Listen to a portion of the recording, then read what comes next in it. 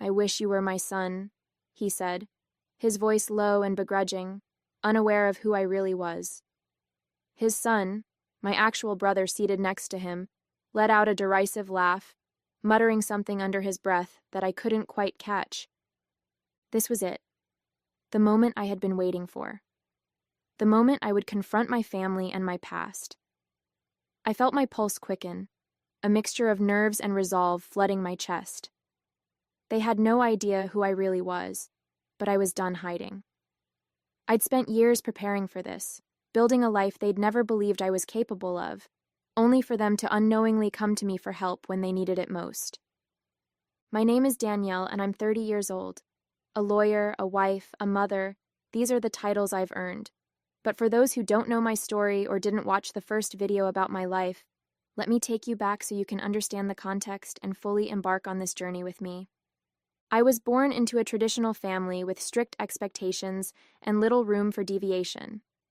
My parents' entire world shifted when my younger brother was born.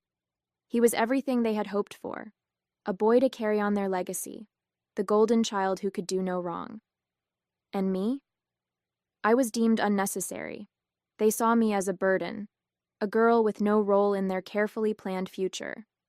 When I was just 6 years old, they made the unthinkable decision to leave me at an orphanage. They told me it was for my own good, that I'd have a better life. But I knew the truth. They didn't want me anymore. The orphanage was a tough place, but it shaped me in ways I didn't realize at the time. I learned to fight for myself, to channel my pain and rejection into something constructive. I threw myself into my studies, determined to prove that I wasn't the failure my parents had decided I was. Over time, that determination became my driving force. I excelled in school, earned scholarships, and eventually graduated with honors from law school. Becoming a lawyer wasn't just a career choice. It was my way of reclaiming control over my life. As I built my career, I tried to leave my past behind. I married Mark, a kind and supportive man who became my anchor. Together, we had a baby girl, a beautiful, spirited little girl who reminds me every day what unconditional love looks like. She's my everything, the center of the life I've created from scratch. But even as I focused on my family and career, the shadow of my childhood never fully disappeared. The question of why my parents abandoned me lingered, no matter how much I tried to bury it. Out of curiosity and a lingering need for closure, I looked them up. To my surprise, they were thriving, or so it seemed. My parents and brother were living the life I had been cast out of, their family business growing into a prosperous empire. It stung, even after all these years. Reaching out to the orphanage only confirmed what I already knew in my heart. They never once came back for me. Years later, life took a strange turn. Their business began to crumble, and in their desperation, they turned to a firm for help, the firm where I worked. My boss didn't know about my past and assigned the case to me. They didn't know who I was, and I didn't reveal it. I took on their case, not out of loyalty to them, but because I saw it as an opportunity to prove to myself that I could rise above their betrayal. And now here I am, sitting across from them, facing the very people who once decided I wasn't worth keeping. They still don't know the truth, and I've chosen to keep it that way for now.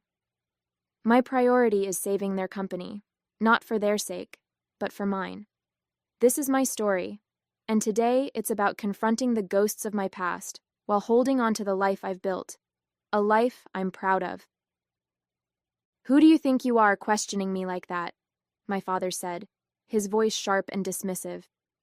He leaned back in his chair, his piercing gaze locked on me, as though daring me to challenge him further.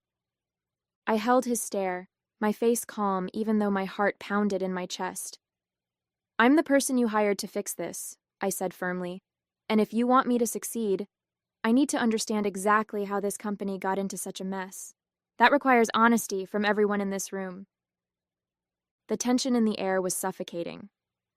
My brother let out a derisive laugh from across the table, shaking his head. "Typical," he muttered under his breath.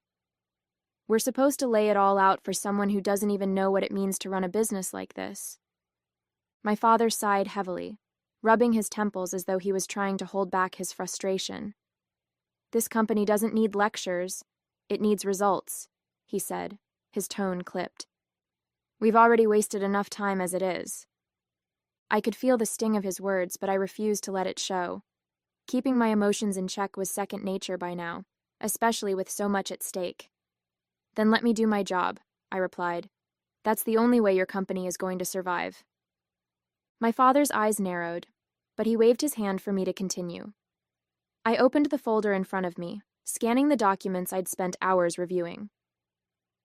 "Let's start with the lawsuits," I said, keeping my tone professional. "You're currently entangled in multiple legal disputes, contract breaches, unpaid invoices, and claims of unsafe working conditions on several properties. The negligence alone has left you exposed to potential millions in damages." My brother huffed, leaning back in his chair. "Those lawsuits are exaggerated," he said dismissively. "We've handled worse." I glanced up, leveling him with a firm look. "Exaggerated or not, they're real and they're dangerous. The unpaid invoices have creditors lining up to drag you into court. As for the unsafe working conditions, one of those claims involves serious injuries on a construction site, injuries that could have been prevented with proper oversight. If that case moves forward, it could destroy what's left of the company's reputation." My father shifted uncomfortably, but he didn't interrupt. I pressed on. "Your contracts are another disaster. Most of them are so poorly drafted that they're open to interpretation. In some cases, your team has outright violated terms, like payment deadlines or delivering on agreed timelines. That's the kind of negligence that doesn't just cost money. It costs trust." "And what exactly do you think we should do?" my father asked, his voice gruff but lacking the sharpness it had before. For the first time, he seemed less defensive, more curious. "I propose immediate triage," I said. "First, we settle the most pressing lawsuits out of court. It'll hurt, but it's better than going to trial. Second, we audit every active contract and rewrite anything with vulnerabilities. Third, we establish clear compliance protocols to prevent future violations. You can't afford another lawsuit like the one tied to the injuries." I paused, letting my words sink in. My father looked deep in thought while my brother scowled. "That's a lot of damage control," he muttered, "and a lot of money." "Damage control is all you have left right now," I replied, my voice steady. "But if we do this right, you'll stop the bleeding and buy time to rebuild." That night, after putting our daughter to bed, I sat at the kitchen table with Mark. The room was quiet except for the faint hum of the dishwasher, and I found myself staring at the cup of tea in front of me, untouched. Mark sat down across from me, his concerned eyes studying my face. "Tough day?" he asked gently. I let out a long sigh, finally meeting his gaze. "It's more complicated than I thought," I admitted. "I knew taking this case would be emotional, but now I'm questioning if I've crossed a line." "What do you mean?" he asked, leaning forward. I hesitated, searching for the right words. "They don't know who I am, Mark. My father, my brother. They have no idea that the lawyer they've hired to save their company is the daughter they abandoned. And here I am, sitting across from them, pretending to be just another professional. Ethically, it feels murky, like I'm deceiving them." Mark nodded slowly, his expression thoughtful. "But you're not lying to them," he said. "You're doing the job they hired you to do. If anything, you're giving them more than they deserve by even agreeing to help." "I know," I said, running a hand through my hair.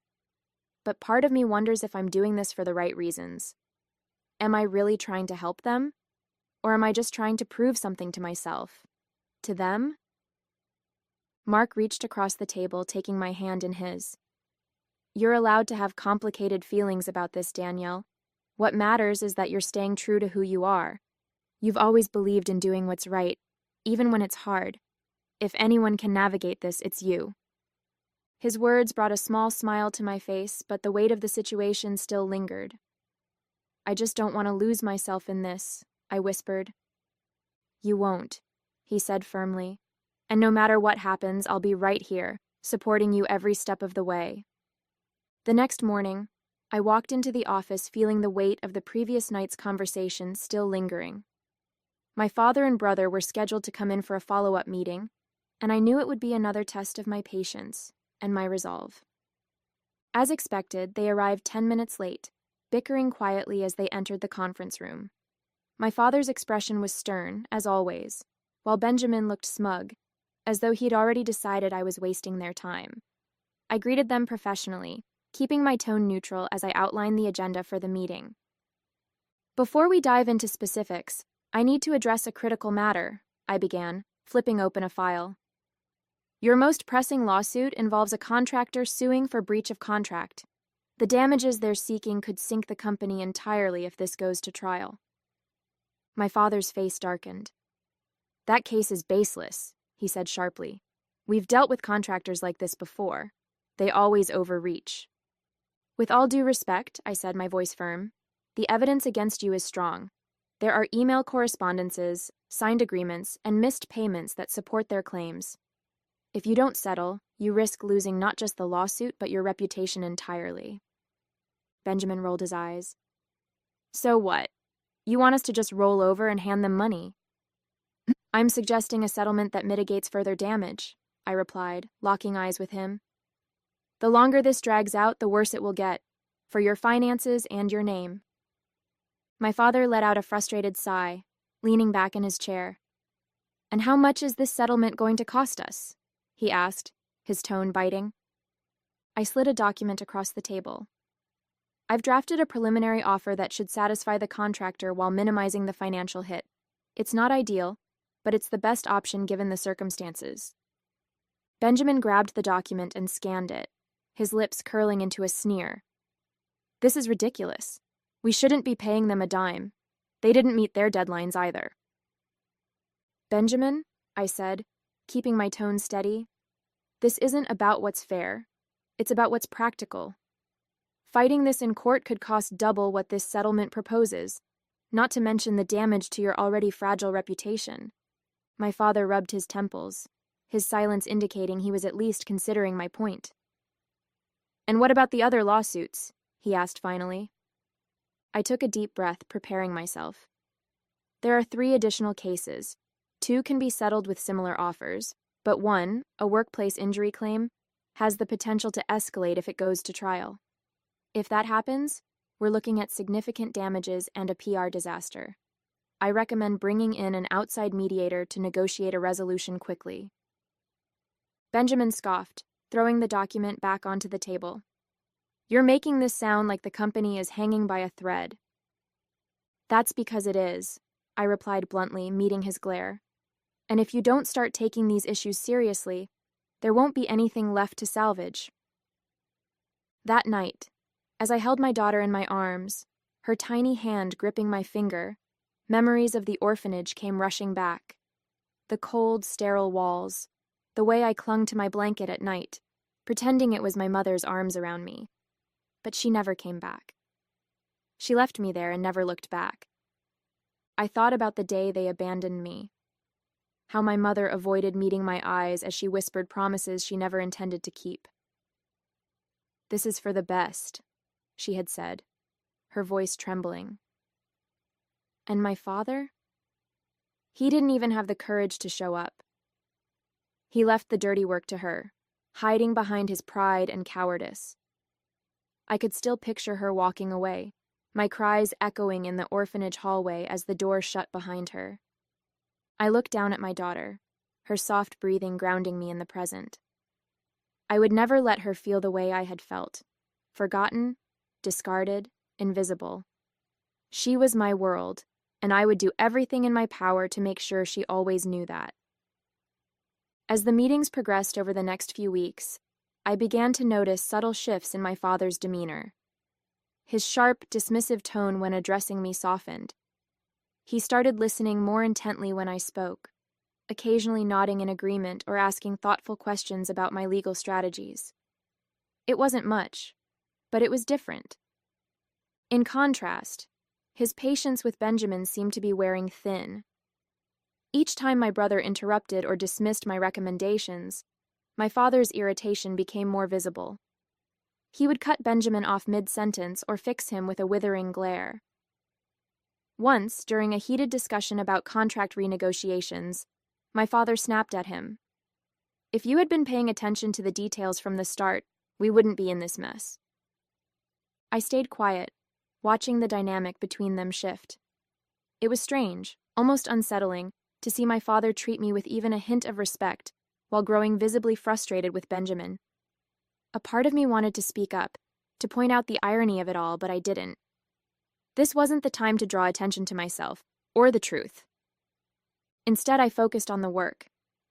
The more progress we made, the more my father seemed to lean on me, trusting my judgment over Benjamin's increasingly defensive outbursts.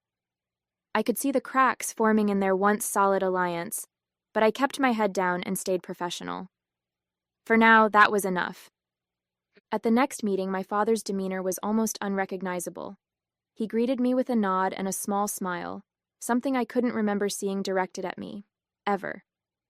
When I presented my updates on the lawsuits, he listened without interrupting, and at one point he even said, "That's a good strategy." The praise caught me off guard, but I forced myself to stay composed. "Thank you," I said simply, jotting down notes as if his words didn't send a ripple of emotions through me. As the meeting went on, his comments became increasingly personal. "You're sharp," he said, almost to himself, as I outlined the mediation approach for the injury claim. "Methodical. You remind me of someone." I glanced at him, unsure where he was going with this. He exhaled heavily, leaning back in his chair. "Your precision, the way you think ahead. It reminds me of my wife." His voice softened as he added, "She had a way of seeing through the noise and finding the right path. She passed away last year. She would have liked you." The words hit me like a punch to the gut. The mention of my mother affected me more than I expected, and for a brief moment, the room seemed to close in around me. My mother. The same woman who left me at that orphanage. The woman who broke every promise she ever made to me. She was gone now, and I'd never have the chance to confront her or ask her why she left me. That made my chest ache in a way I hadn't felt in years.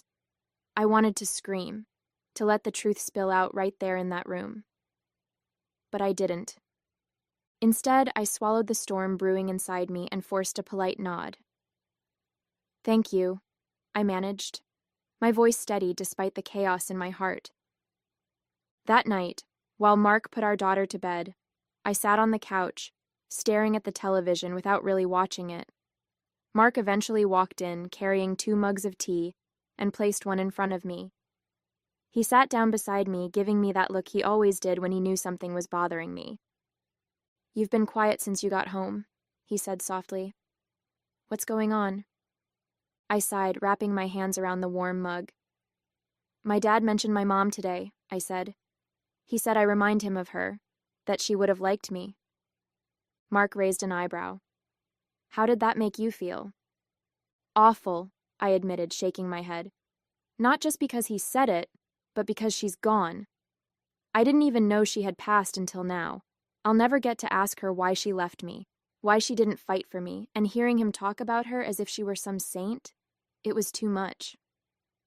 Mark reached over, placing a comforting hand on mine. "It makes sense you'd feel that way. You've carried this pain for so long, and now it's resurfacing in ways you didn't expect. But Danielle, you don't need their answers to find closure. You've built a beautiful life despite what they did to you." I smiled faintly, grateful for his steady presence. "I know," I said quietly. "But part of me wonders if hearing his version of her will change the way I remember her, or if it even matters anymore." Mark squeezed my hand. "Whatever happens, you'll handle it the way you always do, with strength and grace." A couple of months passed, and the transformation was undeniable. The lawsuits had been settled or redirected toward mediation, the contracts were renegotiated with airtight terms, and compliance protocols were finally in place to prevent future disasters. The business was stabilizing, slowly but surely, and even the employees seemed to breathe easier. When the day of the final meeting arrived, I walked into the conference room feeling a quiet sense of accomplishment. My father and brother were already seated, their expressions subdued but less hostile than they'd been at the start of all this. My father even stood briefly as I entered, a gesture that caught me off guard. "Well," he said, clearing his throat as I took my seat, "I think we all owe you a thanks for everything." His words were halting, as if he wasn't used to saying them, but they carried a weight that wasn't lost on me. My brother crossed his arms, clearly less enthused. "Let's not get carried away," he muttered under his breath. "We're not out of the woods yet." I ignored him, focusing on the stack of documents in front of me. "No, you're not," I said calmly. "But you're on the right track now. This restructuring has given you a fighting chance, if you follow through and don't fall back into old habits." My father nodded, his face unreadable. "We'll make sure of it," he said, his voice firm. "This company means everything to us." I paused, studying the man who had once walked away from me without a second thought. "Good," I said simply. "Then my job here is done." As I began gathering the documents to close the meeting, Benjamin leaned back in his chair with that familiar smugness. "Well, I guess even a blind squirrel finds a nut sometimes," he muttered, his voice dripping with condescension. I froze for a moment, but before I could say anything, my father's voice cut through the room like a knife. "Enough, Benjamin," he snapped, slamming his hand on the table. The sharpness in his tone made us both turn to him in surprise. His face was taut with anger, his eyes burning with a frustration I hadn't seen before. "That's enough out of you." Benjamin looked taken aback, his mouth opening and closing as if searching for a retort, but my father didn't give him the chance. He turned to me, his expression softening in a way I never thought possible.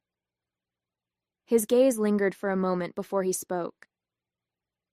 "I wish you were my son," he said quietly. I sat there, stunned, as his words echoed in my mind. For a moment, the room was silent except for the faint ticking of the clock on the wall. I looked at him, my hands trembling slightly, but I held his gaze. This was it, the moment I had been waiting for, the one I had played out in my head so many times. Taking a deep breath, I pushed my chair back and stood, slowly gathering the courage that had been building for years. "I'm not your son," I said, my voice steady but heavy with emotion. "And you gave up the privilege of having me as your daughter the day you left me at that orphanage." The color drained from his face. Benjamin's smug expression vanished, replaced by sheer confusion.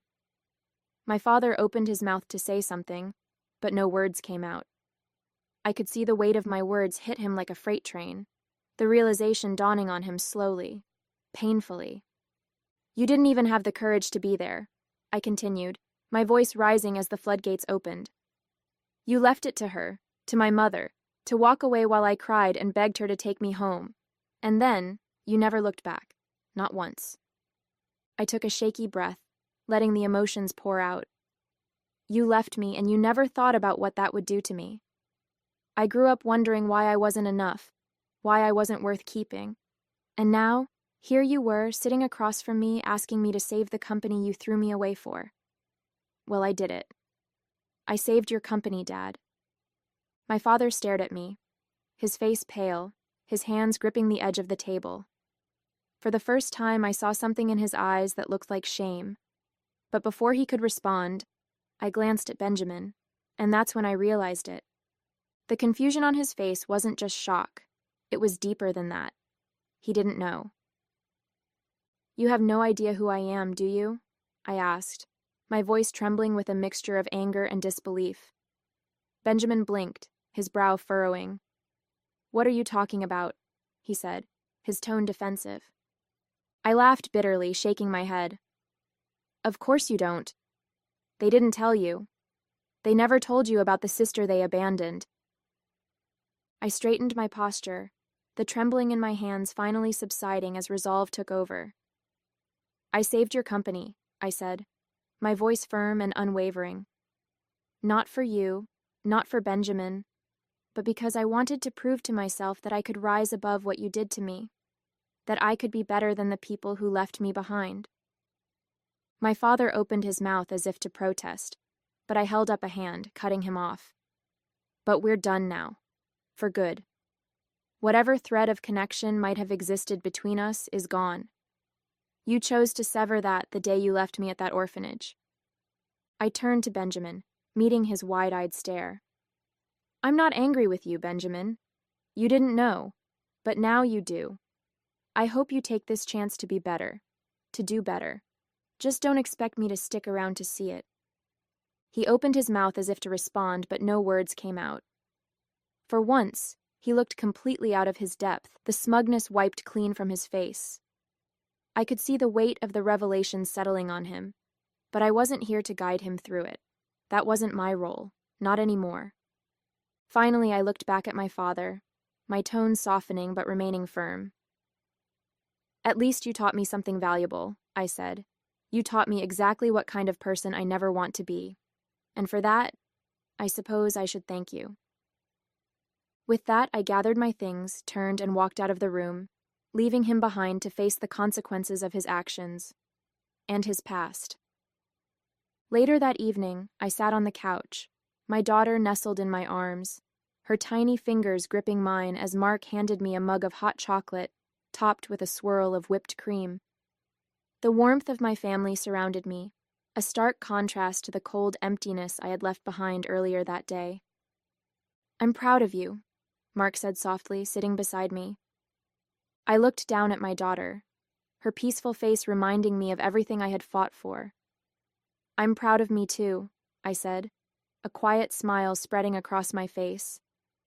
For the first time, I felt truly free. Hey there, did you like the story? If you did, don't forget to hit the like button and subscribe to the channel. It helps us a lot and makes sure you won't miss out on more great stories we share here. Thank you for watching, and we'll see you in the next one.